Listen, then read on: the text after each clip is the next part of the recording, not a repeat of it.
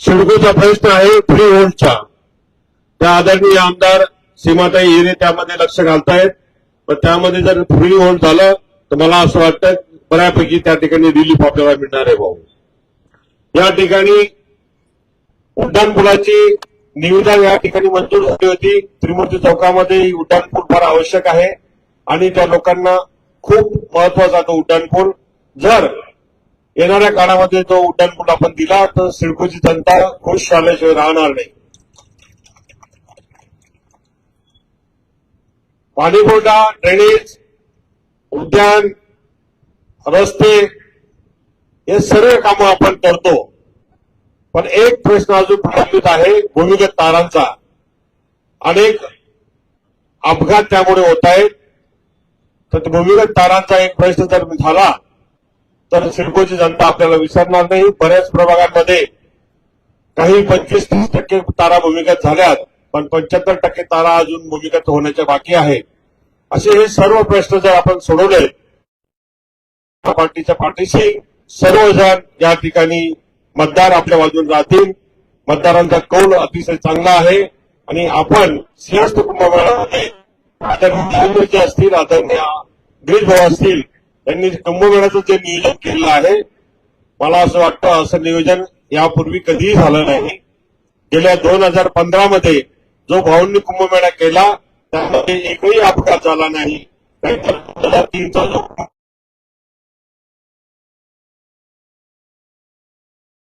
परंतु 2015चा कुंभमेळा अतिशय गिरीश भाऊंनी छानपैकी हँडल केल्यामुळे त्यांचा तो अनुभव या कुंभमेळ्यामध्ये आपल्याला बघायला मिळेल.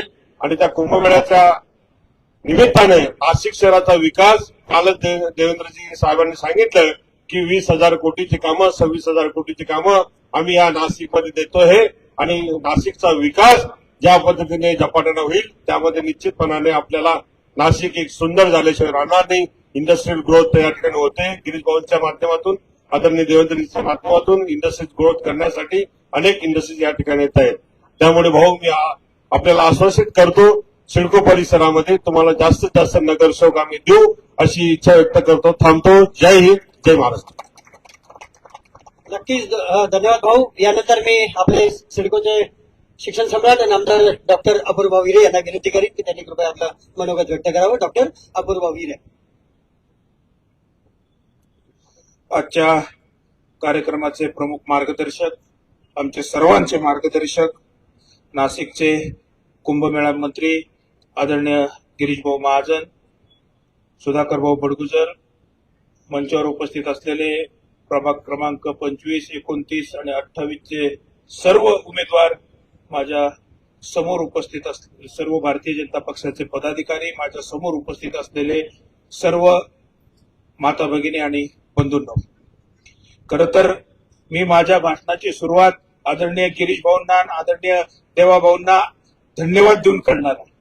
या नाशिकच्या विकासाकरता खऱ्या अर्थानं नाशिकच्या इतिहासामध्ये जेवढे पैसे कोणी दिले नाहीत तेवढे आदरणीय गिरीश भाऊंनी आणले आणि आदरणीय देवा भाऊंनी दिले. काल आदरणीय देवा भाऊंनी आपल्याला सांगितलं की मी नाशिकच्या विकासाकरता 30,000 कोटी रुपये दिले. एवढे 30,000 कोटी रुपये नाशिकच्या विकासाकरता देणारा महाराष्ट्राच्या इतिहासामध्ये आजपर्यंत दुसरा मुख्यमंत्री घडला नाही. आणि म्हणून देवाभाऊंचे मी विशेष आभार मानेन आणि गिरीश भाऊंच्या या प्रयत्नांमुळे आज 30,000 कोटी रुपये नाशिकच्या विकासाकरता आपल्यापर्यंत आले. कारखान्यांच्या बाबतीमध्ये त्यांनी यादी वाचून दाखवली की किती मोठ्या प्रमाणामध्ये इंडस्ट्री नाशिकला दिली आहे, किती मोठ्या प्रमाणामध्ये आयटी इंडस्ट्री नाशिकला येते आणि नाशिकच्या तरुणाच्या हाताला रोजगार देण्याचं काम या ठिकाणी होत आहे. खरं तर पुण्याच्या पाठोपाठ विद्येचं माहेरघर नाशिक झालं असं मी म्हटलं तरी चुकीचं ठरलं नाही, पण या सगळ्या चांगल्या महाविद्यालयांमधून शिकून पुढे येणाऱ्या सगळ्या तरुणांच्या हाताला कुठलाही रोजगार नव्हता, कुठलाही काम नव्हतं आणि ते देण्याचं काम या इंडस्ट्रीच्या माध्यमातून, आयटी इंडस्ट्रीच्या माध्यमातून आदरणीय गिरीश भाऊ आणि देवा भाऊ करतायत. खरं तर नाशिकच्या मी जनतेला मागं कायम गमतीनं म्हणायचो की असंच चालू राहिलं तर नाशिक मधला विद्यार्थी आज चांगली डिग्री घेतोय, मेडिकलची असेल, इंजिनिअरिंगची असेल, मॅनेजमेंटची असेल, चांगलं शिक्षक घेऊन नाशिकचा विद्यार्थी पुढे येतोय, पण असंच चालू राहिलं आणि नाशिकच्या सगळ्या तरुणांना रोजगारासाठी बाहेर पडावं लागलं. जिथं रोजगार मिळेल तिथं जावं लागलं, पुण्याला, बेंगलोरला, हैदराबादला. तर काही दिवसांनी पुणेकरांच्या पाठोपाठ आमच्यावर पाठी लावायची पाळी येईल की Nashik the city of senior citizens. आमच्या शहरात फक्त ज्येष्ठ नागरिक राहतात, कारण तरुण पिढी कामधंदे करायला बाहेर पडली आहे.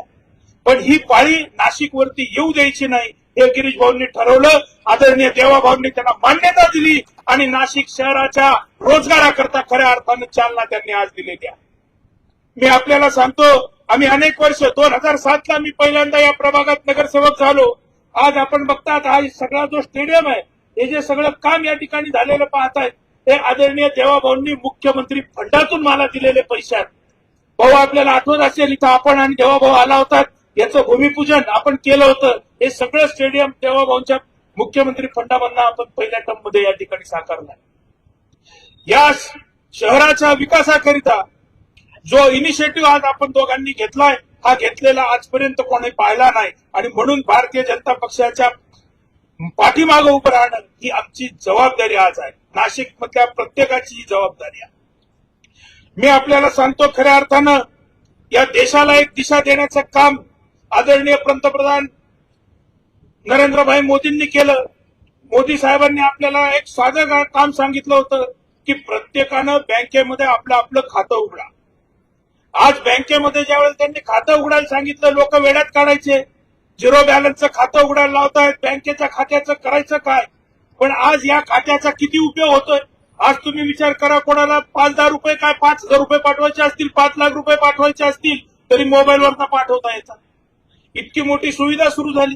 आज आमच्या लाडक्या बहिणी या ठिकाणी मोठ्या संख्येनं बसल्या आहेत.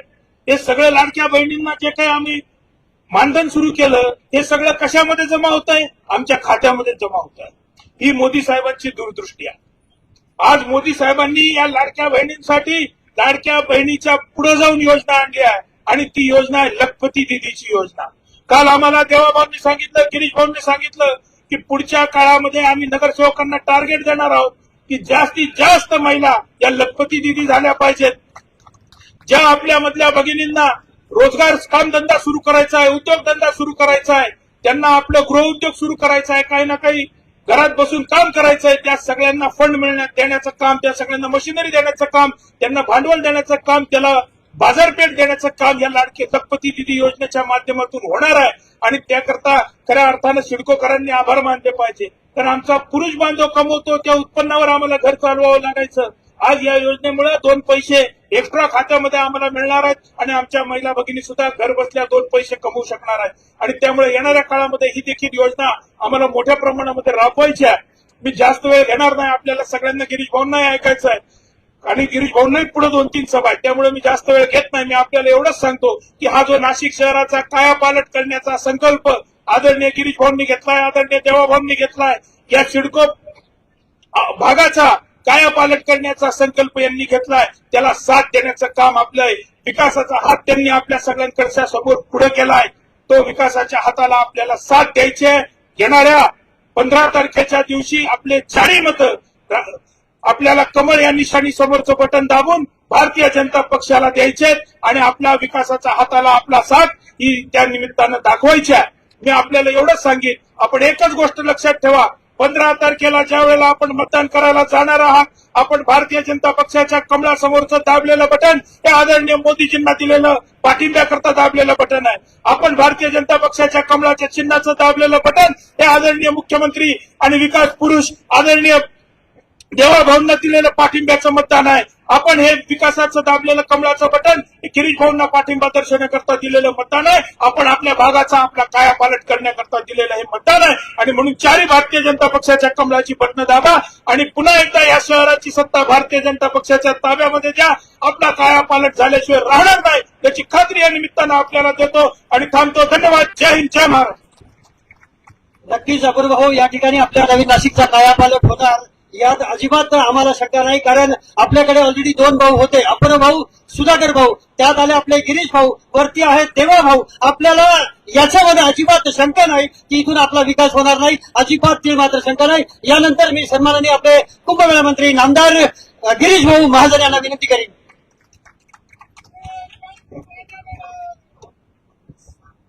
बोला भारत माता की, छत्रपती शिवाजी महाराज की, धर्मवीर छत्रपती संभाजी महाराज की, जय श्रीराम, जय श्रीराम. आमच्या मतदारसंघातले अनेक बंजारा समाजाचे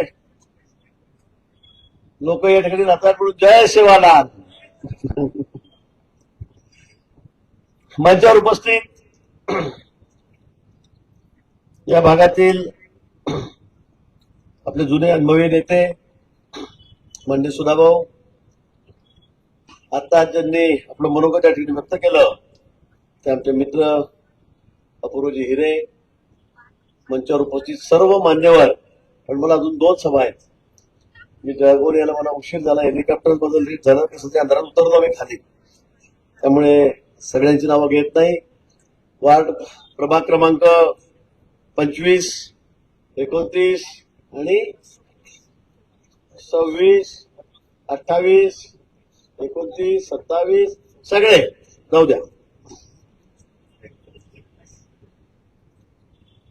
24, 25, 26 पण 20 ते 29 बस.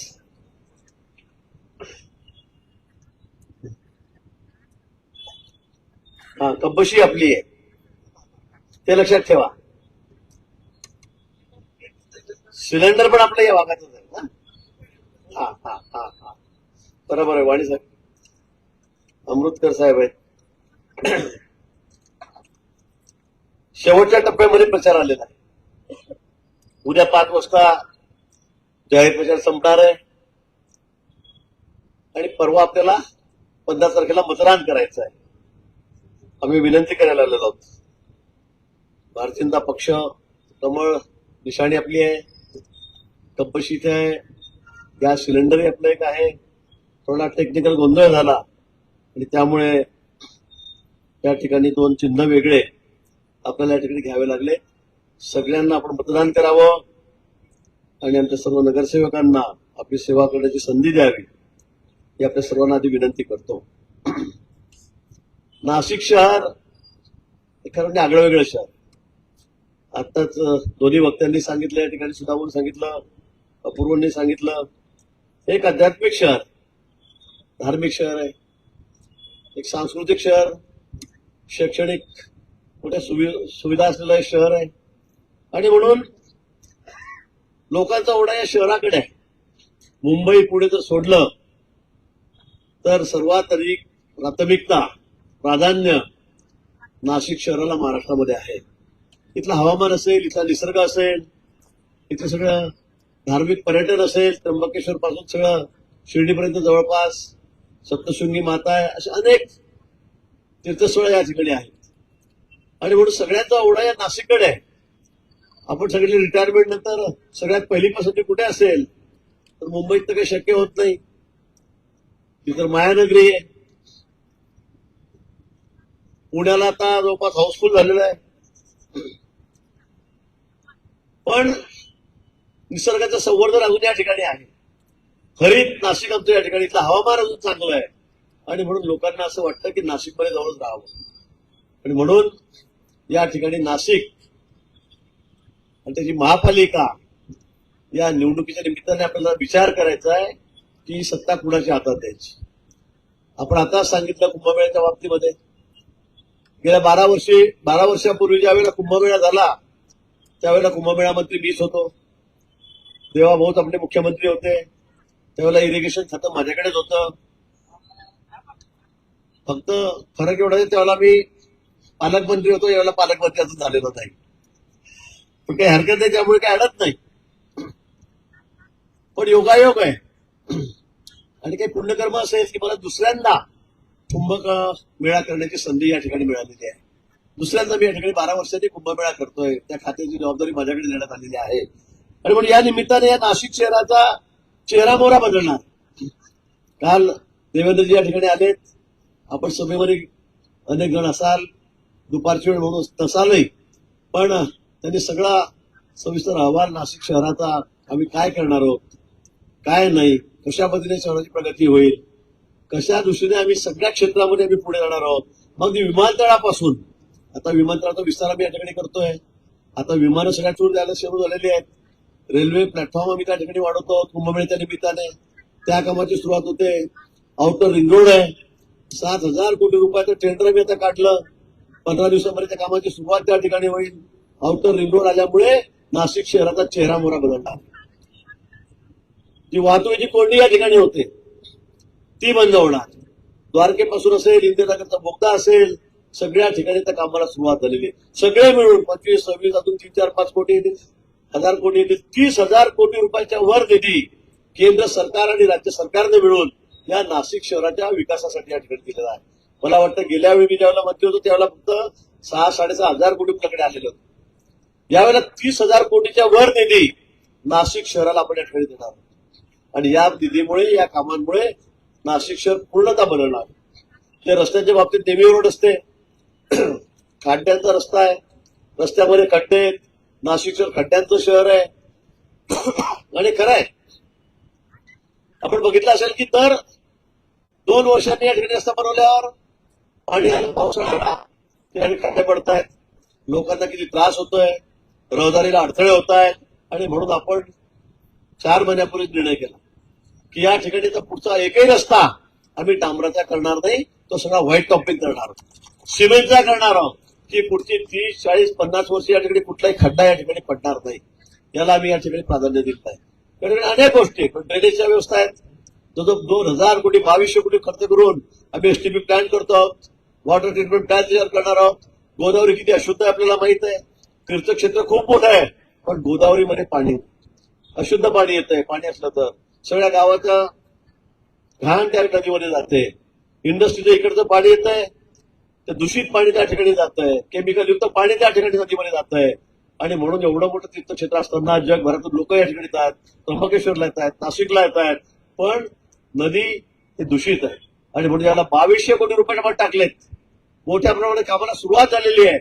आणि ही गोदावरी अतिशय शुद्ध कशी राहील, पाणी इथलं निखळ कसं राहील, इथलं पाणी तीर्थ म्हणून कसं घेता येईल, आंघोळी कशा करता येतील त्या ठिकाणी 12 महिने, त्यासाठी आपण आता प्रयत्न सुरू केलेला आहे. वर्षभरामध्ये ही सगळी कामं पूर्ण होतील. वर्षभरात पूर्ण होती सगळी कामं. तुला कुंभमेळ्याच्या आधी आम्हाला सगळी कामं पूर्ण करायची आहेत. आणि म्हणून अनेक कामं आहेत, कितीतरी कामं सांगता येतील, ती कामं आम्ही या ठिकाणी करतो आहोत. हो सुधाभाऊ, आपण या ठिकाणी काही प्रश्न मांडलेले आहेत. आपण उड्डाणपुलाचा प्रश्न या ठिकाणी केला, अतिशय महत्वाचा प्रश्न आहे. आपण बघा, मला जमलं तर आपण कुंभमेळ्याच्या आधी हा रस्ता पूर्ण करून टाकू, तुमचा पूल करून टाकू. मी तात्काळ या संदर्भामध्ये उद्या अधिकाऱ्यांना सूचना करेल. आणि हा उड्डाण पूल आपल्याला 1.5 वर्षामध्ये, फार झालं 1 वर्ष, 6 महिने वाटले तर 2 वर्षामध्ये हा कसा पूर्ण करता येईल यासाठी माझा या ठिकाणी प्रयत्न राहील. अंडरग्राऊंड आपण इलेक्ट्रिकच्या तार देणार आहोत. त्या तार केबल आपल्याला खालून द्यायच्या आहेत, तो एक मोठा या ठिकाणी प्रश्न आहे.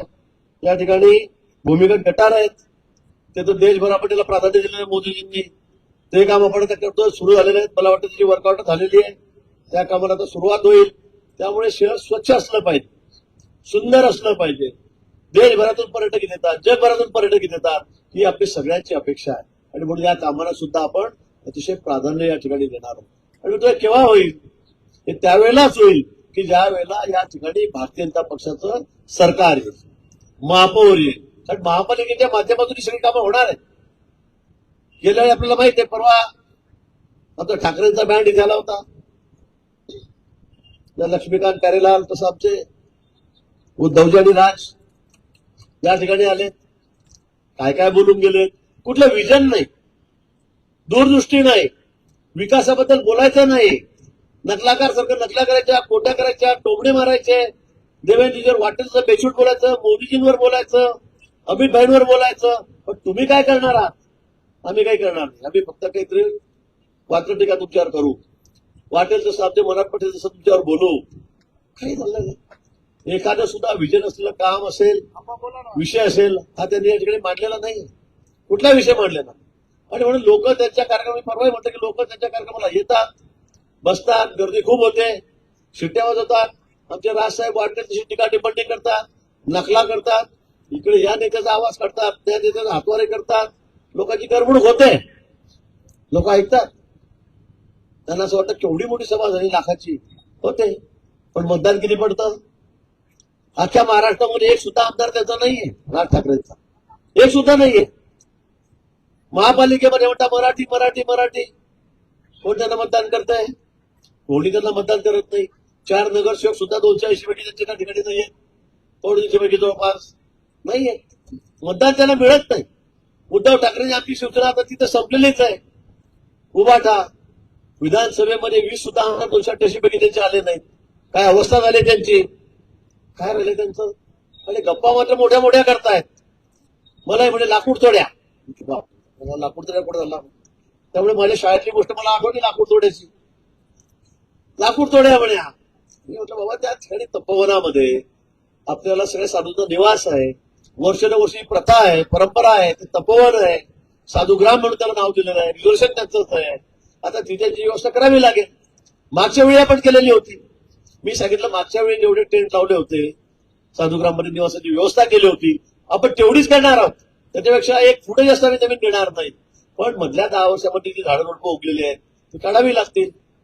आम्ही काही मोठी झाडं काढणार नाही. मी वारंवार सांगतो, नाही करायलाच तयार नाही. जो येतो तो झाडांना चिटकतो, जो येतो तो झाडांना चिटकतो. मला काही कळतच नाही. त्या कम्युनिस्ट डाव्या विचारसरणीचे लोक त्या ठिकाणी जातात, त्या झाडाला मिठ्या मारतायत. कशासाठी करतो भाऊ? आम्ही तोडत नाही ना. आम्ही जी झाडं काढण्यासारखी ती मुळापासून काढू, त्यांना पुन्हा रिप्लांट करू. समजा 5-6ची झाडं खराब झाली, मी या ठिकाणी जाहीर केलं. नगरपालिकेच्या निवडणुका संपल्या त्या दिवशी संध्याकाळी मी आंध्रामध्ये गेलो. 1200 किलोमीटर लांब गेलो. तिला मोठ्या नर्सऱ्या आहेत. 20-25 फुटाची झाडं मी त्या ठिकाणी बघितली आणि जवळपास 7-8 हजार झाडं या ठिकाणी लगेच आणली. आम्ही 8,000 झाडं त्या ठिकाणी लावली आणि मी सांगितलं 15,000 झाडं, 15,000, 500 झाडं खराब होत आहेत ना, 15,000 झाडं मी त्या ठिकाणी लावतो. लिंबाची आणली, वडाची आणली, पिंपळाची आणली, वेगवेगळ्या प्रजाती आणल्या, देशी प्रजाती आणल्या, ती झाडं त्या ठिकाणी लावली. पण यांचं मनच भरत नाहीये. झाडं लावायच्या ठिकाणी या म्हटलं, या झाडप्रेमींना एक माणूस फडकत नाही. त्या झाडांना चिटकून बसलेले आहेत. कुंभमेळा कशासाठी करतात? एवढे पैसे कशासाठी खर्च करतात? साधू महाराज या ठिकाणी गांजा पितात, चरस पितात, काय काय टिपट करतायत, काय काय टीका करतायत. आणि त्या आमच्या कुंभमेळ्याबद्दल आमचं एवढं पौराणिक महत्व त्याला आहे, एवढं आध्यात्मिक महत्व त्याला आहे. आणि तुम्ही या ठिकाणी म्हणतायत की कशासाठी या साधूंना या ठिकाणी बोलवतायत. मला वाटतं आपला धर्म एवढा सहनशील आहे की तो हे सगळं ऐकून घेतोय. आणि तर दुसऱ्या धर्माबद्दल कोणी तर लोकांना रस्त्यात जाऊन मारतील, पण आम्ही ऐकून घेतोय. आणि म्हणून मला असं वाटतं की तोही प्रश्नाचा निकाली निघालेला आहे. आम्ही 20,000 झाडं, मोठी झाडं या शहरामध्ये लावतोय. त्यातली अर्धी झाडे लावून झाली. या महिनाभरामध्ये आम्ही पुढची 10,000 लावून टाकतो. आणि येणाऱ्या 2 वर्षात 3 वर्षामध्ये त्या ठिकाणी आपण जाऊन बघाल, त्यांना सगळे आम्ही आता ड्रीपची व्यवस्था करतोय, दररोज टँकरचे सुद्धा पाणी देतोय, तिथे तार कंपाऊंडच्या जागेंना करतोय, सगळी व्यवस्था करतोय. ज्या माणसं ते रेग्युलेट ठेवलेले आहेत. आणि एकही झाड मरणार नाही त्यातलं. किती? एकही. 20,000 झाडं 2-3 वर्षामध्ये तुम्हाला वटवृक्ष झालेले दिसतील. कारण ती झाडं आता 5-5 वर्षाची आहेत. आता एवढं असताना सुद्धा तुमचं समाधान झालं पाहिजे. पण जाणीवपूर्वक धर्माबद्दल किती बोलायचं, लोकांना धार्मिक भावना दुखवायच्या, हा कार्यक्रम तर त्या ठिकाणी चाललेला आहे. काल मुख्यमंत्री महोदयांनी सांगितलं की आम्ही या ठिकाणी कुठलंही काम असं करणार की त्यामुळे झाड तुटेल, काहीच करणार. मध्ये चांगला कमर्शियल बनणार. मी तुम्हाला सगळी जागा विकायची आहे गिरीश महाजनांना. आता तपोवनाची जागा मी कशी विकणार? माझा धंदा नाहीये आणि असं कोणीच करू शकत नाही. पण खोट्या नाटा बोलायचं, अफवा पसरायचा, नरेटिव्ह पसरायचा, हा सगळा त्याचा उद्योग त्या ठिकाणी अविरतपणे सुरू आहे. आता आम्ही एक विचार केलेला आहे, या तपोवनामध्ये मोठी जागा आहे, 100 एकरची जागा आहे ती. या तपोवनामध्ये एक सुंदर, कारण तिथे रामाचा वास, प्रभू श्रीरामाच्या पदस्पर्शाने पुरी झालेली ती भूमी आहे. आणि म्हणून आम्ही विचार करतो, मी मुख्यमंत्री महोदयांच्या कानावर टाकणार आहे एक सुंदर श्रीराम मंदिर आहे की लोक देशभरातून त्या ठिकाणी ते बघायला येतील, राज्यभरातून येतील, हे त्या ठिकाणी बांधायचं. मी मुख्यमंत्री महोदयांच्या कानावर हा विषय नक्की टाकणार आहे. आणि थोडी चर्चाही झालेली आहे आणि हा विषय आपण लवकरच त्या ठिकाणी मार्गी लावू. म्हणजे या सगळ्या बोलणाऱ्यांचे तोंड सुद्धा त्या ठिकाणी बंद होतील. अशा अनेक गोष्टी आहेत. कुंभमेळ्याच्या निमित्ताने आपल्याला अनेक गोष्टी या ठिकाणी करायच्या आहेत. आणि खरंच कुंभमेळ्यामुळे एवढा मोठा निधी या ठिकाणी आला, त्यामुळे शक्य होणार आहे. मित्र, आपल्याला कल्पना आहे, आता प्रयागराजचा कुंभ झाला, गर्दीचे सगळे रेकॉर्ड त्या ठिकाणी तुटलेत. या वेळेला सुद्धा नाशिकमध्ये गेल्या वेळेपेक्षा 5 पट जास्त गर्दी. म्हणजे मागच्या वेळेला 5 कोटी असतील तर यावेळेला 20 ते 25 कोटी लोक कुंभमेळ्यासाठी या ठिकाणी येणार. आणि तुमची आमची सगळ्यांची जबाबदारी आहे, हा कुंभमेळा स्वच्छ कसा होईल, सुंदर कसा होईल, सुरक्षित कसा होईल ही सगळ्या आमच्या नाशिककरांची जबाबदारी या ठिकाणी आहे. आणि मग त्यासाठी सुद्धा मी आपल्याला आग्रहाचं निमंत्रण देणार आहे, विनंती करणार आहे की आपण सर्वांनी आपलं योगदान त्या ठिकाणी द्यायचं आहे. आणि मग प्रयागराजमध्ये जसा कुंभ झाला, पण त्या ठिकाणी दुर्दैवाने काही दुर्घटना घडल्या, शेकडो लोक त्या ठिकाणी मृत्युमुखी पडले, गर्दी जेवढी झालेली होती. दिल्लीच्या रेल्वे स्टेशनवर त्या ठिकाणी स्टॅम्पेड झाला, घाटावर स्टॅम्पेड झाला. आणि म्हणून या सगळ्या गोष्टी कुठे होणार नाही, त्याची पुनरावृत्ती होणार नाही, याची सुद्धा काळजी आपल्याला या ठिकाणी घ्यावी लागणार. आणि म्हणून आपल्याला मी विनंती करणार आहे की या महापालिकेमध्ये निवडणुकीमध्ये आमचे सगळे उमेदवार आपल्याला निवडून द्यायचेच आहे, द्यावेच लागतील आपल्याला. कारण या नाशिक शहराला आपल्याला अतिशय उंचावर द्यायचं. इंडस्ट्री या ठिकाणी जास्त कशी येईल, शैक्षणिक हब कुणाकडे कसे येतील, मेडिकल कॉलेज कसे या ठिकाणी येतील, सगळ्या दृष्टीने आयटी हब कसे या ठिकाणी होतील, हे जर आपल्याला करायचं असेल तर मला वाटतं की आता भाजपशिवाय पर्याय नाही. दिल्ली पासून गल्लीपर्यंत सगळे सरकार आपले या ठिकाणी आहेत. हे जे सगळे समोर उभे आहेत, नाहीतर मला खाव ठिकाणा समजत नाहीये. ते उभा ठेवता 2 आकडेमध्ये सुद्धा जाणार नाही, 2 आकडे झाले 10 फूट आकडा पार करणार नाही, अशी परिस्थिती त्याच्या या ठिकाणी. भाषणांना किती करू द्या, गप्पा किती करू द्या, पण लोक यांना मतदान करत नाही. आणि इथे भाजपाचा एक राष्ट्रीय पक्ष आहे, जगात सर्वात जास्त सदस्य असलेला पक्ष या ठिकाणी भारतीय जनता पक्ष या ठिकाणी आहे. आणि म्हणून देशाला जर आपल्याला पुढे न्यायचं असेल तर आता मोदीजींशिवाय पर्याय नाही, पर्याय नाही या ठिकाणी. हे देशाने नाही तर अख्ख्या जगाने मान्य केलेलं आहे. आज जगामध्ये सर्वात लोकप्रिय नेता कोण आहे? मोदीजी आहेत. हे सगळे अमेरिकेपासून, रशियापासून, जपानच्या सगळ्यांनी मान्य केलेलं आहे. त्यांच्या मासिकांचे जे प्रमुख आहेत त्यांच्या मुखपृष्ठावर एकच नाव आहे, नरेंद्रजी मोदी. आणि म्हणून मला असं वाटतं की या ठिकाणी एकमेव असा नेता आपल्याला या ठिकाणी भेटलेला आहे की त्याच्या नेतृत्वाखाली हा देश त्याची घोडदौड सुरू आहे. विकसित राष्ट्राकडे आपण त्या ठिकाणी जातो आहोत. येणाऱ्या 20 वर्षांचा ज्यावेळेला आपल्याला 100 पूर्ण होईल स्वातंत्र्याला, त्यावेळेला हा देश जगामध्ये 1 नंबरचं राष्ट्र असेल, 1 नंबरचं राष्ट्र असेल, महासत्ता असेल, सुपर पॉवर आपल्याकडे असेल. आपण 11 वर्षापूर्वीचा इतिहास बघा, काय परिस्थिती होती. मोदीजी पंतप्रधान होण्याआधी आपण अर्थव्यवस्थेमध्ये 11व्या नंबरवर होतो, आज आपण 4थ्या नंबरवर आलेलो आहे. जपान सारख्या राष्ट्राला मागे टाकून आता आपण पुढे पुढे चाललेलो आहे. मी सांगतो या वर्षी बघा, पुढच्या वर्षी बघा, 1 वर्षानंतर आपण 3ऱ्या नंबरवर या ठिकाणी. म्हणजे कोरोना सारख्या संकटावर मात करून या ठिकाणी मोदीजी देशाला इतकं पुढे नेलेलं आहे की अख्खं जग आश्चर्याच्या तोंडामध्ये बोट घालतोय ते कसं काय चाललेलं आहे. आणि म्हणून हा देश त्या ठिकाणी इन्फ्रास्ट्रक्चरचे कामं, इथली इंडस्ट्री, संरक्षण खातं, मेडिकल क्षेत्रातली कामं जे आपण पुढे आयात करायचो, आता ते आपण निर्यात करायला लागलो. इतक्या मोठ्या प्रमाणामध्ये इंडस्ट्री देशामध्ये, इन्फ्रास्ट्रक्चरचे कामं आपण बघा, रस्ते तुम्ही सगळीकडे कुठेही जा, 6-6 पदरी 8-8 पदरी सगळे सिमेंटचे रस्ते होत आहेत, ब्रिज होत आहेत, रेल्वे, वंदे भारत त्यासारख्या ट्रेन या देशामध्ये आलेल्या आहेत, बुलेट ट्रेन यायला लागलेल्या आहेत. किती बदल झाला. ज्या ठिकाणी मुंबईला मला नागपूरला जायला 14-16 तास लागायचे, आता आम्ही 8 तासामध्ये पोहोचतो, 9 तासामध्ये त्या ठिकाणी पोहोचतो. विमानाची सगळ्यात सेवा ट्रान्सपोर्टेशनची देशभर सुरू झालेली आहे. आमच्या जळगावमधून 10 विमानं जायला लागली, नाशिकमधून सगळ्या देशामध्ये विमानं जायला लागलेली आहेत. आता आपण जे काम करतोय 700 कोटी 750 कोटी रुपयाचं, ते काम झालं की जगभर इथून विमानं जातील, कार्गो इथून जातील, द्राक्ष असतील, टोमॅटो असतील, कांदे असतील, त्याची निर्यात होईल. आणि म्हणून मला वाटतं देश अतिशय वेगाने पुढे चाललेला आहे. आणि त्यासाठी दूरदृष्टी असलेला पंतप्रधान माननीय मोदीजी हे आपल्याला या ठिकाणी भेटलेले.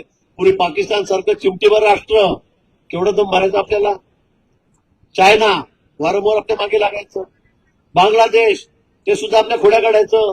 आज पाकिस्तानचं नाव तुम्ही कुठे ऐकतायत का? कुठेच नाही. पाकिस्तान पुढे सगळा गायब झालेला आहे. ज्या पाकिस्तानमध्ये साधी स्वीट आजची तयार होत नाही, तो पाकिस्तान आम्हालाही त्या ठिकाणी आहे. आमच्याकडे निर्भयात लोकांना त्या ठिकाणी मारायचा, अतिरिक्त घुसायचे, आणि आम्ही रडत रडत फक्त युरोपकडे जायचो, अमेरिकेकडे जायचो की बघाय कसे करतात, कसे आमच्या लोकांना मारताय. पण मोदीजी पंतप्रधान झाले, पहिला आमचा हमला पाकिस्तानने आमच्यावर केला, अतिरेक्यांनी आमच्यावर केला. आम्ही 10 लोक मेले, आमचे मिलिटरीचे जवान, आम्ही 100 लोकांना पाकिस्तानमध्ये जाऊन मारून, 100 लोकांना आम्ही मारून.